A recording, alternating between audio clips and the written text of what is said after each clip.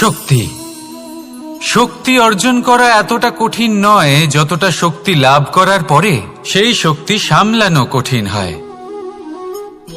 কারণ যেই মানুষ শক্তি লাভ করে তার মনে গর্ববোধ জন্মায়, জন্মায় অহংকার, জন্মায় জেদ। তাই শক্তি প্রাপ্ত করার সাথে বিনম্র থাকাও অত্যন্ত আবশ্যক। আর এটা আমাদের শেখা উচিত বৃক্ষের থেকে। বৃক্ষ যা আমাদের ফল দেয়, বৃক্ষ যা যত ফল দেয় ততটাই ঝুঁকে যায়। আমরা পাথর মারি ওই বৃক্ষের থেকে ফল প্রাপ্ত করার জন্য। সেই পাথরের মার সহ্য করেও বৃক্ষ আমাদের ফল দেয়। কোনো গর্ববোধ নেই, কোনো অহংকার বোধ নেই। আর সেই জন্য এই বৃক্ষের পুজো করা হয়। এটাই হলো মাহাত্ম্য শক্তির সাথে বিনম্রতার। যদি এই শক্তি সৃজন করে থাকে, সাহায্য করে থাকে, সম্বল হয়ে থাকে, তবেই সেই শক্তি উপযুক্ত। আর নয়তো সেই শক্তি একদিন আপনাকে আসক্ত অবশ্যই করবে। তাহলে শক্তি অবশ্যই অর্জন করুন, কিন্তু তার সাথে সেই শক্তি সামলানোর মতো বিবেকও আপনাকে অবশ্যই জাগ্রত করতে হবে। তাহলে আসুন আমার সাথে ভালোবেসে বলুন, রাধা রাধা।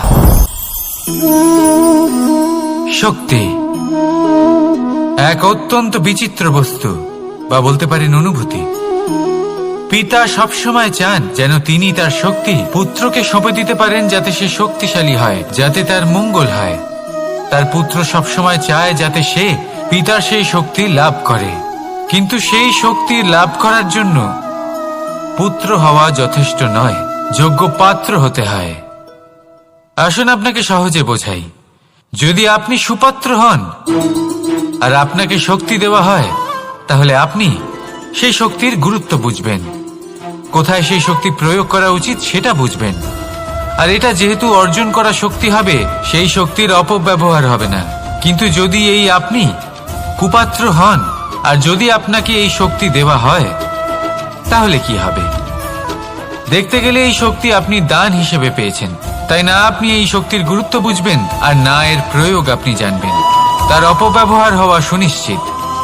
তাই যদি আপনি কোনো শক্তি অর্জন করতে চান, তাহলে আগে তার যোগ্য হয়ে উঠুন। পুত্র নয়, পাত্র হয়ে উঠুন। আর আমার সাথে ভালোবেসে বলুন, রাধা রাধা। কথায় আছে, প্রত্যেক পুত্র তার পিতার প্রতিচ্ছবি হয়, আর সমস্ত প্রতিচ্ছবি চায় যেন সে তার অস্তিত্ব প্রাপ্ত করতে পারে। পুত্র চায় সে যেন তার পিতার মতো হয়, বা কখনো কখনো তার থেকেও শ্রেষ্ঠ হয়। সেটা কোনো অনুচিত ব্যাপার নয়। অনুচিত তখন হয় যখন পুত্র নিজের পিতার মতো হবার স্বপ্ন পূরণ করতে গিয়ে বা তার থেকেও শ্রেষ্ঠ হওয়ার স্বপ্ন পূরণে অনুচিত পথের আশ্রয় নেয়। কারণ তারপরে সে তার পিতার গুণগুলি আত্মসাৎ করতে চায় না। সে শুধুই এটা চায় যে সংসারের চোখে যেন আমি শ্রেষ্ঠ প্রমাণিত হই। এটা অনুচিত। সংসারে এমন অনেক মানুষ আছেন যারা এই কারণে শ্রেষ্ঠ হওয়ার চেষ্টা করেন যাতে তার পরিবারের তার পিতার সম্মান বৃদ্ধি পায়। এমনও মানুষ থাকেন। আর এটাই হলো পার্থক্য উদ্দেশ্যের। মনে রাখবেন, যদি আপনার উদ্দেশ্য শুভ হয় তাহলে পথও শুভ হবে, যদি আপনার উদ্দেশ্য অশুভ হয় তাহলে পথও অশুভ হবে। তাহলে নিজের পিতার মতো হবার চেষ্টা অবশ্যই করুন, তার থেকেও শ্রেষ্ঠ হওয়ার চেষ্টা অবশ্যই করুন, কিন্তু মনে রাখবেন আপনার সংকল্প আর আপনার উদ্দেশ্য এই দুই শুভ হওয়া উচিত। তাহলে আসুন আর আমার সাথে ভালোবেসে বলুন, রাধা রাধা। নিয়তি। রাধা আমাকে বলে, কৃষ্ণ, যদি তুমি জানো যে নিয়তিতে কি আছে, তাহলে তাকে বদলে দাও না কেন? মহাদেব আমাকে বলেন যে, শ্রীকৃষ্ণ, যদি আপনি এটা জানেন যে সাম্বের নিয়তি এটাই, তাহলে আপনি তাকে বদলানোর চেষ্টা কেন করেন? কেন? কারণ আমি একজন পিতা, আর পিতার কর্তব্য এটাই, তিনি যেন সম্ভাব্য সব চেষ্টা করেন নিজের সন্তানের মঙ্গলের জন্য। নিয়তি আমি জানি, কিন্তু এটাও আমি জানি যে কর্মের থেকে বড় আর কোনো নিয়তি হতে পারে না। অভিজ্ঞতাও রয়েছে যে কর্মের হাতে নিয়তির এই চক্র বদলে যেতে পারে। তাই জীবনে যদি আপনার কখনো এমন মনে হয় যে এটা তো অসম্ভব, তখনও চেষ্টা করা কখনোই ছাড়বেন না। কে বলতে পারে আপনারই কর্মের কোনো এক বীজ হয়তো নিয়তির চাকায় আটকে গেল আর নিয়তিকে নিজের পথ পাল্টাতে হলো, ঠিক কি না? সেই জন্য নিয়তিকে ভাগ্য মেনে নিয়ে চুপ করে বসে থাকবেন না। নিজের নিয়তি স্বয়ং নিজের কর্মের দ্বারা নির্ধারিত করুন, কারণ আপনার এই কর্মের ওপরেই আপনার অধিকার রয়েছে। আর এই অধিকারকে নিয়তি অনেক সময় সম্মানও করে। তাহলে আসুন আর আমার সাথে ভালোবেসে বলুন, রাধা রাধা। অহংকার অত্যন্ত বলশালী হয়। এই অহংকার মানুষকে কখনো নত হতে দেয় না। অদ্ভুত ব্যাপার, এই অহংকার যা মানুষকে কখনো নত হতে দেয় না, সেটাই তার পতনের কারণও হয়ে দাঁড়ায়। যেখানে মানুষ এটা ভাবতে শুরু করে যে শুধুমাত্র সেই যোগ্য, সেখান থেকেই তার পতনের আরম্ভ, ঠিক কিনা? দেখুন, যদি কোনো মানুষ এটা ভাবে যে আমি এই সব কিছু করতে পারি, তাহলে তা হলো বিশ্বাস। কিন্তু যদি সে এটা ভাবতে থাকে যে শুধুমাত্র আমি এই কাজ করতে পারি, তাহলে তা হলো সেই ব্যক্তির অহংকার। আর এটা আপনাকে বিনাশের দিকে অবশ্যই নিয়ে যাবে। মনে রাখবেন, যখন আমি আর শুধুমাত্র এই দুই এক হয়ে যায়, সেখান থেকে আপনার পতনের সূত্রপাত হবেই। তাই আপনি কখনোই এই অহংকারের চক্রব্যূহে ফেঁসে যাবেন না। বিশ্বাস রাখুন নিজের ওপর এবং অন্যের ওপরও। আর মনে রাখবেন, বিশ্বাসের মধ্যে বিশ্বের প্রত্যেকটা বস্তু বসবাস করে। তাই এই অহংকারকে ত্যাগ করে ফেলুন আর আত্মবিশ্বাসের ওপর মনোসংযোগ করুন। আর আমার সাথে ভালোবেসে বলুন, রাধা রাধা। মানুষ নিজের জীবনে ঈশ্বরকে খুব মান্য করে, ওনার জন্য কি না করে। ভিন্ন ভিন্ন নামে তাকে স্মরণ করে, তাকে পুজো করে, তার আরাধনা করে। সে জানে যে ঈশ্বর তাকে শক্তি অবশ্যই দেবেন, তাকে সাহায্য অবশ্যই করবেন। কিন্তু যখন প্রশ্ন আসে গুরু এবং ঈশ্বরের, তখন গুরুর মান কখনো কম হওয়া উচিত নয়। কারণ সত্যি বলতে কি, গুরুই হলেন সেই সিঁড়ি যা বেয়ে আপনি ঈশ্বরের কাছে পৌঁছানোর পথ খুঁজে পাবেন। সেই পথ আপনি গুরুর থেকেই পাবেন। গুরু না থাকলে আপনি কখনো ঈশ্বর লাভ করতেই পারবেন না। আর জীবনে অনেক সময় লক্ষ্যের থেকেও অনেক বেশি গুরুত্বপূর্ণ হলো পথ। তাই এই পথের সম্মান করতে শিখুন, অর্থাৎ গুরুকে সম্মান করতে শিখুন, কারণ গুরুই হলেন পরমেশ্বর। তাহলে আসুন আর আমার সাথে ভালোবেসে বলুন, রাধা রাধা। আপনার জীবনে আপনার প্রকৃত বন্ধু আসলে কে? আপনার সব থেকে শ্রেষ্ঠ মিত্র আসলে কে? তিনি যিনি সময় এলে পরে আপনাকে সাহায্য করেন, নাকি তিনি যিনি সময় এলে পরে আপনাকে অর্থ দেন? দেখুন, আমরা হলাম মানুষ, আমাদের জীবনে লেনদেন চলতেই থাকে। এটা আমাদের জীবনের অভিন্ন অংশ। কিন্তু অনেক সময় এমন হয় যে আমরা তাকেই নিজের প্রকৃত বন্ধু বলে মনে করি, যিনি আমাদের একটা বহুমূল্য উপহার দেন, ঠিক কিনা? এবার আপনার জীবনে সেই বহুমূল্য উপহার কোনটা, ওই অমূল্য মিত্র আসলে কে, সেই সিদ্ধান্ত হলো আপনার। কিন্তু যদি আপনি আমাকে জিজ্ঞেস করেন, তাহলে আমার মতে স্বর্ণ, হিরে, মুক্ত, ধন এগুলো বহুমূল্য নয়। বহুমূল্য হলো সঙ্গ, যখন আপনি একা হয়ে যাবেন, সময়, যখন আপনার তাকে প্রয়োজন হবে, সমর্পণ, যখন আপনার বিশ্বাসের প্রয়োজন পড়বে।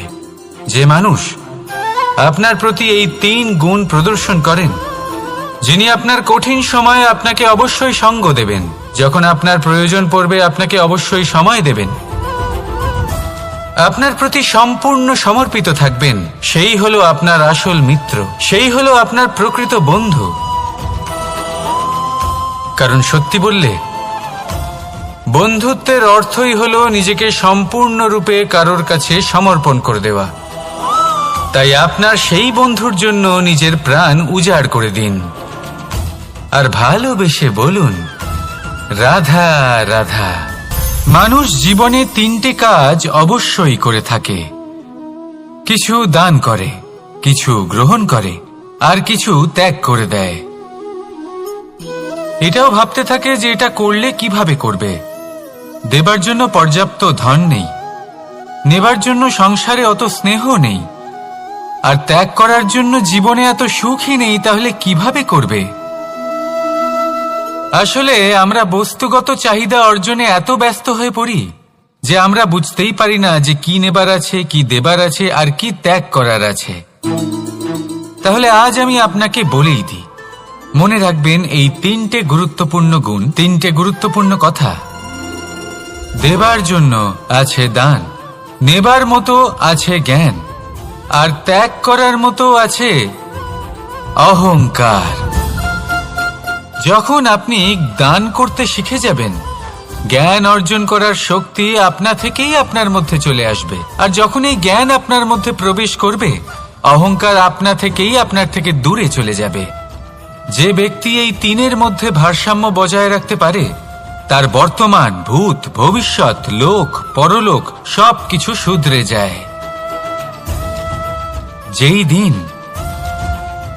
আপনি দান করতে শিখে যাবেন, জ্ঞান আহরণ করতে শিখে যাবেন, অভিমান ত্যাগ করতে শিখে যাবেন, আপনার সর্বশক্তিশালী, সর্বশক্তিমান পরমেশ্বরেরও প্রয়োজন পড়বে না।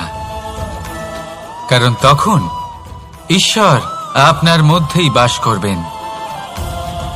তাহলে আসুন আর আমার সাথে ভালোবেসে বলুন, রাধা রাধা। জীবনে অনেক সময় সমস্যা আমাদের চারদিক থেকে ঘিরে ফেলে। এই সমস্যা নানান ধরনের হতে পারে। আর্থিক সমস্যা হতে পারে, পারিবারিক সমস্যা হতে পারে, কোনো সম্পর্ক নিয়ে সমস্যা হতে পারে, কখনো কোনো দৈনিক সমস্যা হতে পারে, কখনো কোনো দ্বন্দ্ব হতে পারে, অনেক সমস্যা হতে পারে। কিন্তু যখনই কোনো সমস্যা আসে, আমাদের মনে তার জন্য একটা উত্তর অবশ্যই থেকে থাকে, যা আমাদের অন্তরে রয়েছে। একে আমরা বলি আত্মা। আত্মা হলো পরমাত্মারই রূপ, আর পরমাত্মা তা কখনোই কিছু অনুচিত চাইবে না, তাই তো? এই আত্মা খুব ভালো করে জানে যে কোনটা উচিত আর কোনটা অনুচিত। যদি আসল বিষয়ের কথা বলি, তাহলে আপনাকে নিজের মনকে বুঝতে হবে। কারণ আত্মা তো পরমাত্মা থেকেই আসে, কিন্তু এই মন মানুষ জন্ম থেকেই প্রাপ্ত করে, যার বিকাশ হয় এই সংসারকে দেখে। যেদিন আপনার এই মন আর আপনার এই আত্মা, এই দুই এক হয়ে যাবে, আত্মসাৎ হয়ে যাবে, সেদিন আপনার জীবনে না কোনো সমস্যা থাকবে, না কোনো ঝঞ্ঝাট থাকবে, না কোনো সংকট থাকবে। কারণ আপনার কাছে সেই সমস্ত সমস্যার, সমস্ত বিপদের সমাধান থাকবে, আর তাও আপনারই অন্তরে।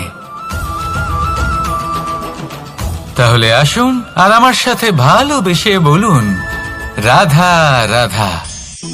ভক্তি আর শক্তি, এই দুইয়ের মধ্যে সম্পর্ক অত্যন্ত সরল। মানুষ ভক্তি করেন যাতে তিনি শক্তি লাভ করতে পারেন, আর শক্তি লাভ করার পরে ভক্তি ভাব ভুলে যান, আর শক্তির প্রতি আসক্তিতে মত্ত হয়ে যান, আর সেখান থেকেই তার বিনাশ শুরু হয়। কেন? কারণ ভক্তির দ্বারা প্রাপ্ত শক্তি অন্য কারোর হিতের জন্য ব্যবহার করতে হয়, অন্য কারোর মঙ্গল করার জন্য ব্যবহার করতে হয়, কারোর বিনাশের জন্য নয়। এবার যদি আমি আপনাদের একটা উদাহরণ দিয়ে বোঝাই, তাহলে কোদাল দিয়ে আমরা মাটি কোপাতে পারি, একটা গর্ত খুঁড়তে পারি, যাতে একটা নতুন বৃক্ষ জন্ম নিতে পারে। একটা বৃক্ষ যা অন্য জীবকে ফল প্রদান করবে, যাত্রীদের ছায়া প্রদান করবে।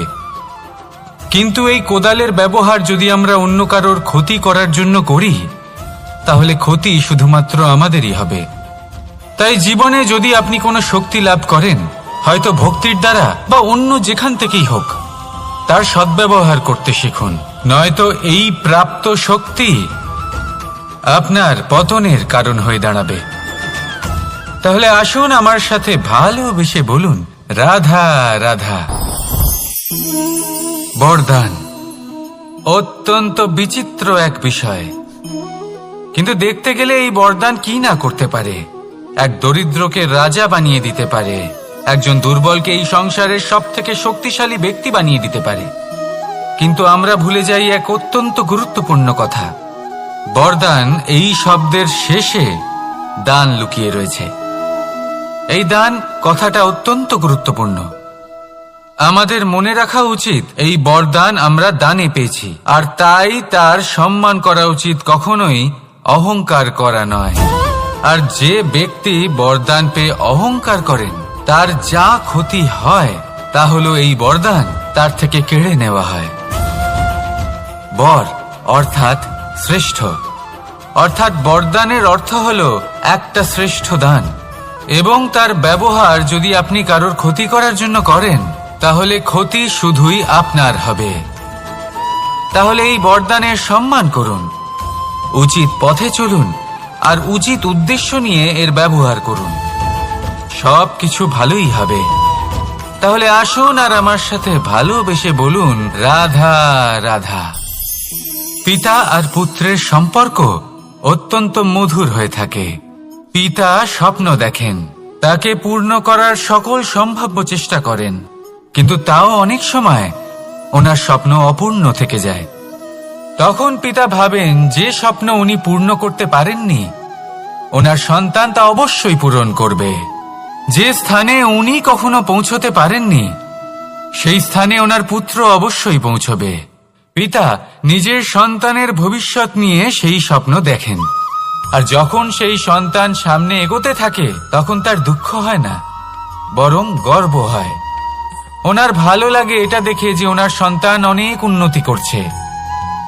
কিন্তু যখন সন্তান নিজের অভিভাবকের শক্তি দেখে, তার যশ দেখে হিংসা করতে থাকে, সমস্যা সেইখানেই শুরু হয়। সেই জন্য সকল সন্তানকে এটা মনে রাখতে হবে, দেখুন, পুত্র হবার সুবাদে, এক সন্তান হবার সুবাদে এটা হলো আপনার অধিকার যে আপনি আপনার পিতার থেকে বেশি উন্নতি করবেন। আপনার পিতাও এটাই চান, কিন্তু সুস্থভাবে এটা করুন। একটা রেখা টেনে নিন যাতে আপনি তাতে এগোতে পারেন আর আপনার পিতার তাতে গর্ববোধ হয়, আর সেই বিষয়ে দুঃখ না হয় যে আমার সন্তান আমাকেই ছোট করার চেষ্টা করছে। ইতিহাস সাক্ষী রয়েছে, যে মানুষ অন্য কাউকে ছোট করার চেষ্টা করেছেন সেই মানুষই ছোট হয়ে গেছেন। আর আমার মনে হয় না আপনি এটা চান, কারণ কোনো একদিন আপনিও কারোর পিতা হবেন। আসুন আমার সাথে ভালোবেসে বলুন, রাধা রাধা। সাথী। সাথী এই শব্দটির ব্যাখ্যা কে কিভাবে করে? মিত্র, সখা, বন্ধু, কিন্তু অর্থ একটাই। তিনি যিনি আপনার সঙ্গী হন আর তিনি যার সাথী আপনি হন। এবার সব থেকে বড় প্রশ্ন হলো এটাই যে তিনি কে হতে পারেন যাকে আপনি আপনার সাথী বলে মেনে নিতে পারেন, নিজের সখা, নিজের মিত্র, নিজের বন্ধু মেনে নিতে পারেন। আপনার সাথী হলেন তিনি যিনি দুঃখের সময় আপনার পাশে থাকবেন, আপনার হাত ধরে থাকবেন।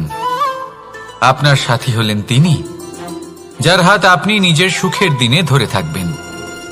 সেই সাথীরই হাত ধরুন যিনি দুঃখে সবসময় আপনাকে সাহায্য করার জন্য তৎপর হয়ে থাকেন, আপনার পাশে থাকেন, আর যাকে সুখের দিনে আপনি আপনার সাথে রাখতে পারেন।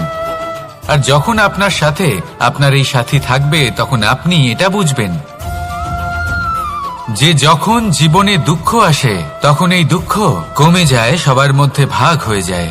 আর যদি তখন সুখ আসে তাহলে সেটা সবার উপস্থিতিতে আরো বেড়ে যায়। এটাই হলো প্রেম, এটাই হলো ভালোবাসা, এটাই হলো সঙ্গ, যেমন সম্পর্ক আমার আর রাধার মাঝে।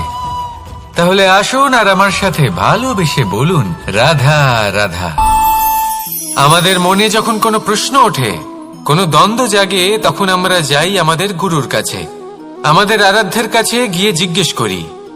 এইভাবেই একদিন আমি পৌঁছলাম আমার আরাধ্যের কাছে, আমার মহাদেবের কাছে। আর ওনাকে প্রশ্ন করলাম যে মহাদেব, জীবনে আনন্দ পাওয়ার, উৎসব পালনের, প্রেম ভাগ করে নেবার, জীবনকে উপভোগ করে নেওয়ার সর্বশ্রেষ্ঠ সময় কোনটা? মহাদেব হাসলেন আর উনি বললেন, জীবনে উৎসব পালনের সব থেকে শ্রেষ্ঠ দিন হল মৃত্যুর ঠিক আগের দিনটা। প্রেম ভাগ করে নেওয়ার সব থেকে শ্রেষ্ঠ মুহূর্ত হল মৃত্যুর ঠিক আগের মুহূর্ত। জীবনকে উপভোগ করে নেওয়ার সর্বশ্রেষ্ঠ প্রহর হল মৃত্যুর এক প্রহর পূর্বে। তখন আমি চমকে গেলাম। আমি বললাম, কিন্তু মহাদেব, মৃত্যু তো অনিশ্চিত, আমরা জানিও না কবে আমাদের মৃত্যু হবে। মহাদেব আবার হাসলেন। উনি বললেন যে যদি আমরা এভাবে জীবন কাটাই যে আমরা জীবনের প্রত্যেক দিন, প্রত্যেক মুহূর্ত, প্রত্যেক প্রহর শেষ বলে মনে করি, তাহলে আমাদের সমস্ত জীবন আনন্দের সাথেই অতিবাহিত হবে। কি বলেন? তাহলে আপনিও এই কথা মনে রাখুন আর আমার সাথে ভালোবেসে বলুন, রাধা রাধা। জীবনে অগ্রসর হওয়ার জন্য আমাদের কাকে প্রয়োজন হয়? মাতা পিতা, বন্ধু, প্রেম, সাহায্য, অর্থ, পরিশ্রম, আশা। ভিন্ন ভিন্ন মানুষ ভিন্ন ভিন্ন বিকল্প চয়ন করে। যদি আমি আপনাকে বলি, তাহলে জয় আর পরাজয়ের মন্ত্র দুটো শব্দের উপর নির্ভর করে, মেনে নেওয়া আর দৃঢ় হওয়া। যদি মেনে নেন তাহলে হেরে যাবেন, যদি দৃঢ় হন তাহলে নিশ্চিত রূপে জয়ী হবেন। যদি কখনো আপনি ক্লান্ত হয়ে ওঠেন, আপনি দুঃখী হন, পুরোপুরি ভেঙে পড়েছেন, তখন মেনে নেবেন না যে আপনি ভেঙে পড়েছেন, নয়তো হেরে যাবেন। তখন উল্টে স্থির করবেন যে যাই হয়ে যাক না কেন, আমি জয়ী হবই। আর আপনি দেখবেন যে জয় নিশ্চিত রূপে আপনার কাছেই আসবে। তাহলে এই কথা মনে রাখবেন আর আমার সাথে ভালোবেসে বলবেন, রাধা রাধা। সময়, জীবন, কাল। দেখতে গেলে এই তিনটি শব্দ একটি শব্দেরই সমার্থক শব্দ মনে হয়, কিন্তু এই শব্দগুলির অর্থ কি সমান? কখনোই নয়। হ্যাঁ, এই সময় চলতে থাকে, জীবন চলতে থাকে, কালচক্র চলতে থাকে। এই সময় কেটে যায়, কিন্তু এই জীবন, একে যাপন করতে হয়। কি বলেন? এই জীবনে কিছু করুন বা কিছু না করুন, জীবন এমনি কেটে যাবে, আপনি জানতেও পারবেন না। কিন্তু সেটা আমাদের উদ্দেশ্য নয়, একে যাপন করতে হবে। এই জীবনে প্রেরণা পেতে শিখুন, প্রেরণা দিতে শিখুন, আহ্বান গ্রহণ করতে শিখুন, আহ্বান জানাতে শিখুন, মহান কাজ করতে শিখুন, ধন্যাত্মক বোধ জাগিয়ে তুলুন। জীবন অতিবাহিত করার অর্থ কি তা আপনি শিখে যাবেন। কারণ সময় কেটে যায়, সমস্ত যুগ কেটে যায়, কিন্তু জীবনের রীতি জীবন কাটিয়ে দেওয়া নয়, জীবন যাপন করা। এই জীবন সম্পূর্ণরূপে অনুভব করতে হবে, নতুন পথ বানাতে হবে। এবারে যদি এই জীবন বাঁচার সময় একবার ভেবে দেখুন, যদি মনে প্রেম থাকে, সদ্ভাবনা থাকে, তাহলে কি হবে? এই জীবনকে বাঁচার অনুভূতিটাই অন্যরকম হয়ে যাবে, একটা আনন্দময় অনুভূতি লাভ করবেন। তাহলে এটাই করুন আর আমার সাথে ভালোবেসে বলুন, রাধা রাধা। আপনি কি কখনো কোনো জলের ধারা দেখেছেন? তার সামনে যতই মাটি থাকুক না কেন, যতই কাদা থাকুক না কেন, যখন এই জলের ধারা বইতে আরম্ভ করে দেয়, তখন এই কাদাকে নিজেই ধুয়ে নিয়ে যায়। ওই কাদাকে ধুয়ে দেয় এবং নিজের পথ নিজেই তৈরি করে নেয়। তাহলে আপনিও এরকম জলের মতো হয়ে উঠুন। যদি হয়ে উঠতে পারেন, তাহলে নিজের মনের, নিজের ভাবনার, নিজের জীবনের যত অনাবশ্যক তত্ত্ব আছে, অনুপযোগী অংশ রয়েছে, অর্থাৎ অপরিষ্কার অংশ রয়েছে, তা নিজে থেকেই নির্মল হয়ে উঠবে। আর যেরকম জলের ধারা কখনো থেমে থাকে না, সব সময় বয়ে চলে, সেইভাবে আপনিও কখনোই থামবেন না। সবসময় বয়ে চলুন, এগোতে থাকুন। পথে যদি অনেক বিপদ আসে, সমস্যা আসে, থামবেন না, তার উপর নিরন্তর প্রহার করুন, নিরন্তর প্রয়াস করুন আর অগ্রসর হন। আপনি ভেবে দেখুন, এই জলের ধারা কখনো থেমে থাকে না, সবসময় বয়ে চলে, বিপদের সম্মুখীন হয়ে তাকে সাথে বয়ে নিয়ে চলে। সেই জন্য জলের ধারা, প্রবাহমান এই ধারা, এর থেকে কখনো দুর্গন্ধ আসে না, এতে কখনো ময়লা জমতে পারে না, বরং পালিত হয় সুন্দর প্রাণবন্ত জীবজন্তু, যেমন সুন্দর ছোট মাছ। তাই আপনিও এটাই করুন, কখনো থামবেন না, শুধু চলতে থাকুন, জলের ধারার মতো বইতে থাকুন। আপনি আপনার লক্ষ্য অবশ্যই খুঁজে পাবেন, আর তার সাথে নিজের অন্তরের যে মালিন্য রয়েছে তা আপনি নিজেই নিজের থেকে দূরে করে দেবেন। তাহলে আসুন আর আমার সাথে ভালোবেসে বলুন, রাধা রাধা। এবার অনেক সময় মানুষের মনে এরকম প্রশ্ন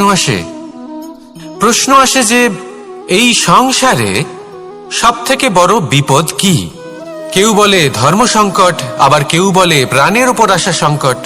প্রত্যেক মানুষের জীবনে বিভিন্ন সংকট আসে, আর এই সমস্ত সংকট অত্যন্ত বিচিত্র হতে পারে। এই সমস্ত সংসার হলো সংকট দ্বারা পরিপূর্ণ। ঠিক আছে, আপনাকে একটা উদাহরণ দিই। একজন ধনী ব্যক্তি, এবার ওনার জীবনে সংকট কি হতে পারে? সংকট এটাই যে কেউ তার সম্পত্তি চুরি না করে নেয়, আমরা বুঝতে পারছি। এবার একজন চোর, তার জীবনে সংকট কি হতে পারে? যে চুরি করার সময় সে যদি তার একটা কাশি চাপতে না পারে, তাহলে সে ধরা পড়ে যেতে পারে, ঠিক কিনা?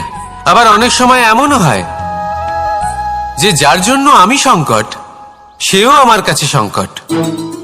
যেমন এই পরিস্থিতিতে দেখুন, সংকট হলো সংকট, এ তো জীবনে থাকবে, কিন্তু এর সম্মুখীন কিভাবে হওয়া যায়? খুব সরল, সব এটার ওপর নির্ভর করে, মনের ওপর। এই মনকে নিয়ন্ত্রণ করলে সব ঠিক থাকবে। এবার যদি ধনী ব্যক্তি মনকে নিয়ন্ত্রণ করে ফেলেন, নিজের অর্থের ব্যবহার শুভ কাজের জন্য, সমাজের সেবার জন্য বিকাশ করতে করেন, ওই অর্থকে একত্রিত করে না রাখেন, তাহলে চুরির সমস্যা, এই সংকট সেখানেই কেটে যাবে।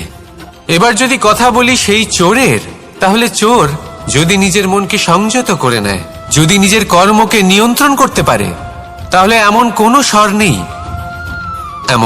স্বর নেই যা ওকে ধরা পড়তে বাধ্য করবে। সেই জন্য জীবনে সংকট যতই আসুক, যত বড়ই সংকট আসুক না কেন, কবচ হলো একটাই, আর এই কবচের নাম হলো আত্মনিয়ন্ত্রণ। নিজের মনকে নিয়ন্ত্রণে রাখতে শিখুন। এটা নিজের জীবনে প্রয়োগ করে তো দেখুন। যদি আপনি করতে পারেন, তবে আপনি দেখবেন যে সংকট তো জীবনে আসা যাওয়া করে, কিন্তু সেই সংকটগুলির সম্মুখীন আপনি এইভাবে করতে পারবেন।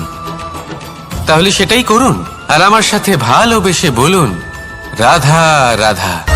এই দড়িটা দেখুন, ছোট ছোট রেশম দ্বারা তৈরি, এটা সরু সুতো দ্বারা তৈরি হয়েছে এটা, আর এ অত্যন্ত কোমলও বটে। আর আপনি চাইলে এটা সোজাও করে দিতে পারেন, আর চাইলে এটা বেঁকিয়েও দিতে পারেন, আর যদি চান তাহলে এটা গোল গোল করে বেঁধে কোথাও রেখেও দিতে পারেন। এবার এই কোমল দড়ি যদি কোনো নিষ্ঠুর কঠিন পাথরে বারংবার জড়িয়ে দেওয়া হয়, তাহলেও তাকেও কাটতে পারে, নিজের ছাপ ছেড়ে যেতে পারে, সেটার আকারও বদলে ফেলতে পারে। এবার এর কারণ কি? এর কারণ হলো অভ্যাস আর নিরন্তর প্রচেষ্টা। যদি আপনিও চেষ্টা করেন আর নিরন্তর কর্ম করে যান, তাহলে আপনার প্রারব্ধ পাথরের মতো কঠিনই হোক না কেন, তাতে ভাঙন ধরিয়েও আপনি নিজের লক্ষ্যে অবশ্যই পৌঁছতে পারবেন। একটা গুরুত্বপূর্ণ কথা মনে রাখবেন, সুকর্মের অভ্যাস আর নিরন্তর প্রয়াস, এই হলো সাফল্যের মন্ত্র। তাহলে জীবনে এই মন্ত্র আনুন আর আমার সাথে ভালোবেসে বলুন, রাধা রাধা। শক্তি শক্তি অর্জন করা এতটা কঠিন নয় যতটা শক্তি লাভ করার পরে সেই শক্তি সামলানো কঠিন হয়। কারণ যেই মানুষ শক্তি লাভ করে তার মনে গর্ববোধ জন্মায়, জন্মায় অহংকার, জন্মায় জেদ। তাই শক্তি প্রাপ্ত করার সাথে বিনম্র থাকাও অত্যন্ত আবশ্যক। আর এটা আমাদের শেখা উচিত বৃক্ষের থেকে। বৃক্ষ যা আমাদের ফল দেয়, বৃক্ষ যা যত ফল দেয় ততটাই ঝুঁকে যায়। আমরা পাথর মারি ওই বৃক্ষের থেকে ফল প্রাপ্ত করার জন্য। সেই পাথরের মার সহ্য করেও বৃক্ষ আমাদের ফল দেয়। কোনো গর্ববোধ নেই, কোনো অহংকার বোধ নেই। আর সেই জন্য এই বৃক্ষের পুজো করা হয়। এটাই হলো মাহাত্ম্য শক্তির সাথে বিনম্রতার। যদি এই শক্তি সৃজন করে থাকে, সাহায্য করে থাকে, সম্বল হয়ে থাকে, তবেই সেই শক্তি উপযুক্ত। আর নয়তো সেই শক্তি একদিন আপনাকে আসক্ত অবশ্যই করবে।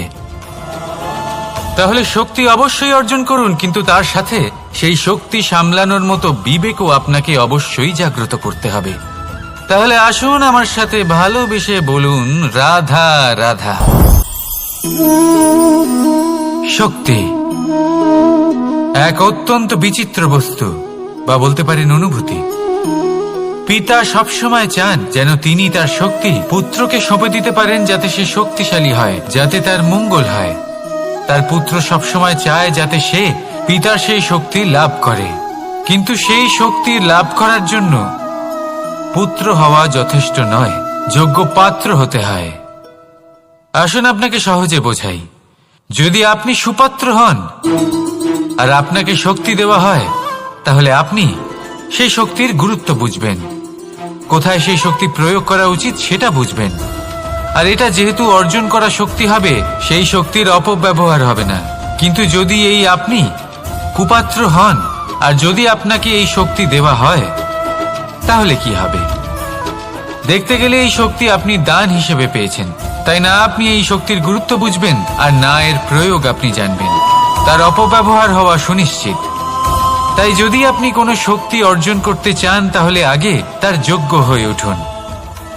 পুত্র নয়, পাত্র হয়ে উঠুন। আর আমার সাথে ভালোবেসে বলুন, রাধা রাধা। কথায় আছে, প্রত্যেক পুত্র তার পিতার প্রতিচ্ছবি হয়, আর সমস্ত প্রতিচ্ছবি চায় যেন সে তার অস্তিত্ব প্রাপ্ত করতে পারে। পুত্র চায় সে যেন তার পিতার মতো হয়, বা কখনো কখনো তার থেকেও শ্রেষ্ঠ হয়। সেটা কোনো অনুচিত ব্যাপার নয়। অনুচিত তখন হয় যখন পুত্র নিজের পিতার মতো হবার স্বপ্ন পূরণ করতে গিয়ে বা তার থেকেও শ্রেষ্ঠ হওয়ার স্বপ্ন পূরণে অনুচিত পথের আশ্রয় নেয়। কারণ তারপরে সে তার পিতার গুণগুলি আত্মসাৎ করতে চায় না। সে শুধুই এটা চায় যে সংসারের চোখে যেন আমি শ্রেষ্ঠ প্রমাণিত হই। এটা অনুচিত। সংসারে এমন অনেক মানুষ আছেন যারা এই কারণে শ্রেষ্ঠ হবার চেষ্টা করেন যাতে তার পরিবারের তার পিতার সম্মান বৃদ্ধি পায়। এমনও মানুষ থাকেন। আর এটাই হলো পার্থক্য উদ্দেশ্যের। মনে রাখবেন, যদি আপনার উদ্দেশ্য শুভ হয় তাহলে পথও শুভ হবে, যদি আপনার উদ্দেশ্য অশুভ হয় তাহলে পথও অশুভ হবে। তাহলে নিজের পিতার মতো হবার চেষ্টা অবশ্যই করুন, তার থেকেও শ্রেষ্ঠ হওয়ার চেষ্টা অবশ্যই করুন, কিন্তু মনে রাখবেন আপনার সংকল্প আর আপনার উদ্দেশ্য এই দুই শুভ হওয়া উচিত। তাহলে আসুন আর আমার সাথে ভালোবেসে বলুন, রাধা রাধা। নিয়তি। রাধা আমাকে বলে, কৃষ্ণ, যদি তুমি জানো যে নিয়তিতে কি আছে, তাহলে তাকে বদলে দাও না কেন? মহাদেব আমাকে বলেন যে শ্রীকৃষ্ণ, যদি আপনি এটা জানেন যে সাম্বের নিয়তি এটাই, তাহলে আপনি তাকে বদলানোর চেষ্টা কেন করেন? কেন? কারণ আমি একজন পিতা, আর পিতার কর্তব্য এটাই, তিনি যেন সম্ভাব্য সব চেষ্টা করেন নিজের সন্তানের মঙ্গলের জন্য। নিয়তি আমি জানি, কিন্তু এটাও আমি জানি যে কর্মের থেকে বড় আর কোনো নিয়তি হতে পারে না। অভিজ্ঞতাও রয়েছে যে কর্মের হাতে নিয়তির এই চক্র বদলে যেতে পারে। তাই জীবনে যদি আপনার কখনো এমন মনে হয় যে এটা তো অসম্ভব, তখনও চেষ্টা করা কখনোই ছাড়বেন না। কে বলতে পারে আপনারই কর্মের কোনো এক বীজ হয়তো নিয়তির চাকায় আটকে গেল আর নিয়তিকে নিজের পথ পাল্টাতে হলো, ঠিক কি না? সেই জন্য নিয়তিকে ভাগ্য মেনে নিয়ে চুপ করে বসে থাকবেন না। নিজের নিয়তি স্বয়ং নিজের কর্মের দ্বারা নির্ধারিত করুন, কারণ আপনার এই কর্মের ওপরেই আপনার অধিকার রয়েছে। আর এই অধিকারকে নিয়তি অনেক সময় সম্মানও করে। তাহলে আসুন আর আমার সাথে ভালোবেসে বলুন, রাধা রাধা। অহংকার অত্যন্ত বলশালী হয়। এই অহংকার মানুষকে কখনো নত হতে দেয় না। অদ্ভুত ব্যাপার, এই অহংকার যা মানুষকে কখনো নত হতে দেয় না, সেটাই তার পতনের কারণও হয়ে দাঁড়ায়। যেখানে মানুষ এটা ভাবতে শুরু করে যে শুধুমাত্র সেই যোগ্য, সেখান থেকেই তার পতনের আরম্ভ, ঠিক কিনা? দেখুন, যদি কোনো মানুষ এটা ভাবে যে আমি এই সব কিছু করতে পারি, তাহলে তা হলো বিশ্বাস। কিন্তু যদি সে এটা ভাবতে থাকে যে শুধুমাত্র আমি এই কাজ করতে পারি, তাহলে তা হলো সেই ব্যক্তির অহংকার। আর এটা আপনাকে বিনাশের দিকে অবশ্যই নিয়ে যাবে। মনে রাখবেন, যখন আমি আর শুধুমাত্র এই দুই এক হয়ে যায়, সেখান থেকে আপনার পতনের সূত্রপাত হবেই। তাই আপনি কখনোই এই অহংকারের চক্রব্যূহে ফেঁসে যাবেন না। বিশ্বাস রাখুন নিজের ওপর এবং অন্যের ওপরও। আর মনে রাখবেন, বিশ্বাসের মধ্যে বিশ্বের প্রত্যেকটা বস্তু বসবাস করে। তাই এই অহংকারকে ত্যাগ করে ফেলুন আর আত্মবিশ্বাসের ওপর মনোসংযোগ করুন। আর আমার সাথে ভালোবেসে বলুন, রাধা রাধা। মানুষ নিজের জীবনে ঈশ্বরকে খুব মান্য করে, ওনার জন্য কি না করে। ভিন্ন ভিন্ন নামে তাকে স্মরণ করে, তাকে পুজো করে, তার আরাধনা করে। সে জানে যে ঈশ্বর তাকে শক্তি অবশ্যই দেবেন, তাকে সাহায্য অবশ্যই করবেন। কিন্তু যখন প্রশ্ন আসে গুরু এবং ঈশ্বরের, তখন গুরুর মান কখনো কম হওয়া উচিত নয়। কারণ সত্যি বলতে কি, গুরুই হলেন সেই সিঁড়ি যা বেয়ে আপনি ঈশ্বরের কাছে পৌঁছানোর পথ খুঁজে পাবেন। সেই পথ আপনি গুরুর থেকেই পাবেন। গুরু না থাকলে আপনি কখনো ঈশ্বর লাভ করতেই পারবেন না। আর জীবনে অনেক সময় লক্ষ্যের থেকেও অনেক বেশি গুরুত্বপূর্ণ হলো পথ। তাই এই পথের সম্মান করতে শিখুন, অর্থাৎ গুরুকে সম্মান করতে শিখুন, কারণ গুরুই হলেন পরমেশ্বর। তাহলে আসুন আর আমার সাথে ভালোবেসে বলুন, রাধা রাধা। আপনার জীবনে আপনার প্রকৃত বন্ধু আসলে কে? আপনার সব থেকে শ্রেষ্ঠ মিত্র আসলে কে? তিনি যিনি সময় এলে পরে আপনাকে সাহায্য করেন, নাকি তিনি যিনি সময় এলে পরে আপনাকে অর্থ দেন?